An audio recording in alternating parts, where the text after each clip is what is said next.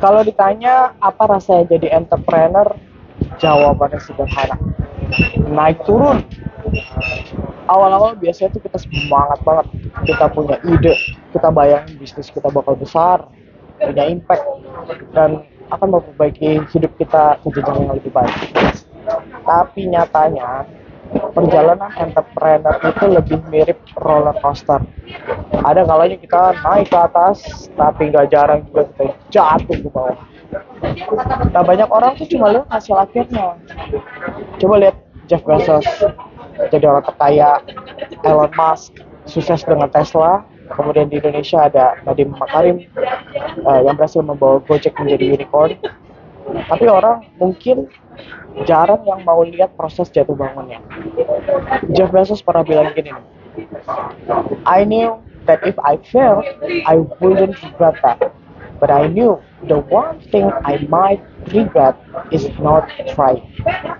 Jadi kalau kita gagal pun, itu nggak akan nyesel karena udah nyobain. Nah, yang ditakutin sama dia justru kalau dia nggak pernah nyoba, pasti lebih nyesel tuh. Dan yang gak kalah penting buat diingat, sebagai entrepreneur, gagal itu hampir pasti ya. Tapi berhenti, itu pilihan.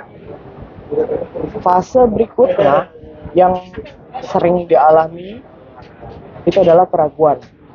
Kita mulai mikir, worth it gak ya? Bisa gak ya jalan terus?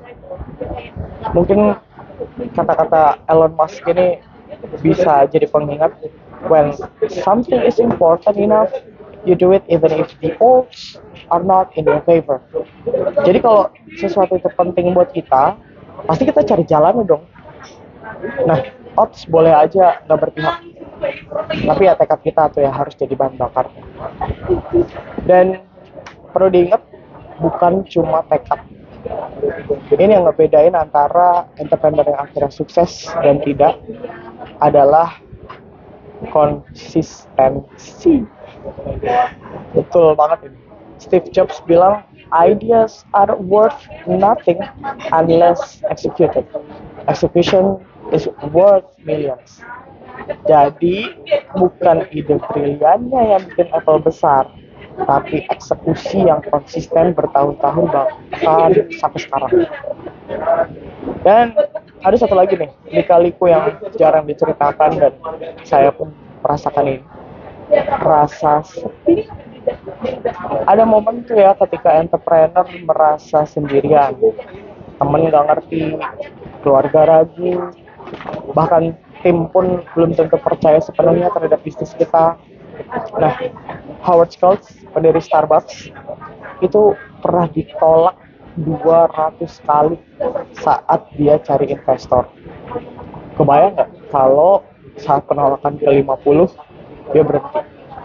Mungkin sampai sekarang kita nggak akan kenal tuh coffee shop yang sudah mendunia itu. Jadi kalau kita merasa jatuh, ragu, atau sendirian di jalan ini, kayaknya kita perlu ingat deh bahwa itu memang pasti bagian dari proses. Jalan entrepreneur itu memang pasti nggak lurus, kadang lika-liku, malah harus belok kanan belok kiri, kadang menanjak, nggak jarang juga turunannya tajam, bikin kita takut. Tapi justru di lika-liku itu mental kita akan lebih ditempa, kita akan terus berpikir, strategi kita diasah, dan mimpi kita diuji. Pertanyaan yang paling penting sekarang, berani nggak kamu terus jalan meski jalannya berliku? Karena ujungnya hanya mereka yang bertahanlah yang bisa mencapai puncak.